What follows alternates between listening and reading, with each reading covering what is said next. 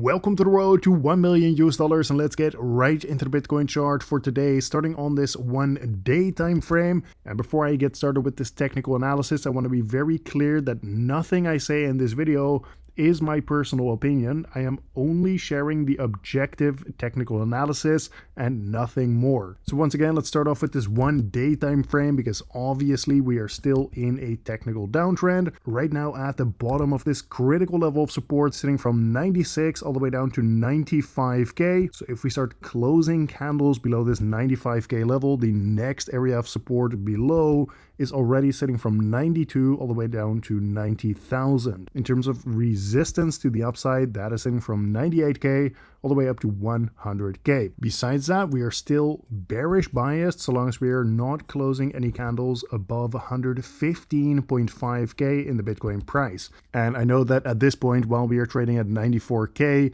you may think, yeah, but why are you talking about this now? And it is because I have been talking about this the entire time, ever since we got this lower high right here back in October, exactly 1 month ago. Now, yesterday, we also were looking at a potential reversal pattern forming here in the form of this falling wedge. However, this is now likely going to get invalidated tomorrow before even breaking out. So therefore, this is just completely irrelevant. And we have to look for some other signals if we want to see some kind of a reversal coming here. For now, this is still in that bearish structure we continuously talk about every single day here, forming lower lows and lower highs over and over again. Same thing on this 2 day time frame, still just looking bearish right here. We're trading below the descending trend line, and therefore we are still simply bearish.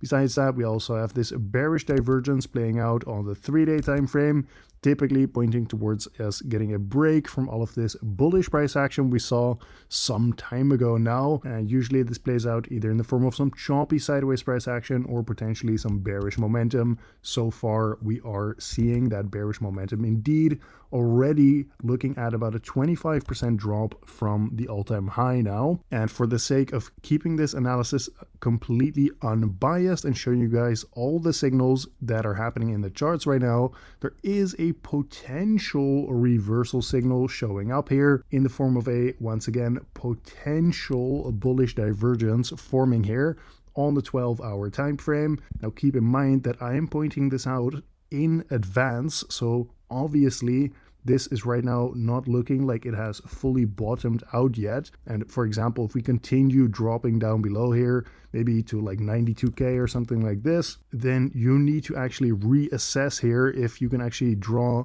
a bullish divergence here once again, because the RSI will also be down lower most likely. So once again, if you don't understand how to draw a bullish divergence, then please don't misunderstand what I'm saying here. I'm talking about this bullish divergence in advance before it even confirms, right? And therefore it is completely possible that it never even confirms in the first place. But I want to give you guys these signals in advance, so there's actually a reason to watch these videos, right? Either way, if it does end up confirming, then typically this points towards us getting a potential break from all of this bearish price action we saw here recently, either in the form of some choppy sideways price action or potentially a little bit of bullish momentum. Now, it shouldn't come as a complete surprise if we do end up seeing a little bit of a break from all of this bearish price action sometime soon, considering that we are heading into a weekend, and on top of that, we are also about to head into oversold territory on the 4-hour RSI, usually pointing towards there being limited room to the downside, although this definitely has a little bit of room left here. Either way, usually when we are in deep oversold territory, it points towards there being limited room to the downside, and usually you'll start seeing this RSI reset up back to around this 50 level, which I think is very likely going to happen on the 4-hour time frame over the course of the weekend. Now, in the case that you don't know, the way the RSI actually resets is either by the price chopping sideways or potentially seeing a little bit of bullish momentum. And if we do see a bit of bullish momentum, then the RSI will reset back up more quickly than if we are just chopping sideways. And before I continue with the ETF flow tables and the liquidation heat map and all of that, please, once again, do not misunderstand me. This is not me saying like, yeah, This is looking extremely bullish right now. All I'm saying is that if you're extremely bearish right now, thinking we can only go lower from here, you should also keep an open mind about possibly us getting some kind of break from all of that bearish price action sometime soon. Once this actually bottoms out here and you start seeing those short-term bullish signals confirming, and even if we do see a bit of a break from all of the bearish price action on the lower time frames, the bias on the higher time frames remains bearish so long as we are not getting clear reversal signals, like for example reversal patterns or some kind of bullish divergence. Besides that, even a breaking of this descending trend line here.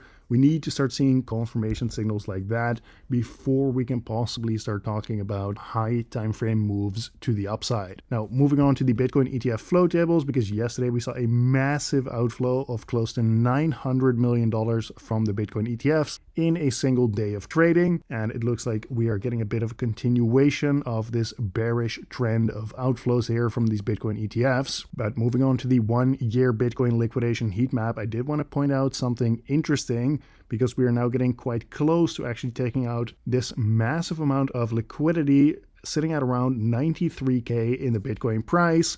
And this liquidity has actually been here since May of 2025. And notice how if we do end up taking this out, the liquidity down here is getting quite scarce, right? It's getting quite sparse. So if this liquidity gets taken out here as low as about 92K, 93K roughly speaking, which I do think we are slowly heading towards at this time, then all there is left on this 1 year time frame is just a massive amount of liquidity to the upside, sitting at around 126K in the Bitcoin price. Of course, it doesn't mean that we need to instantly reverse to 126K, but we do need to keep an open mind here, because if there's that much leverage here and we start seeing bullish confirmation signals, then yeah, we can keep an open mind about something like that happening, although I am certainly not calling for that until I actually see those confirmation signals.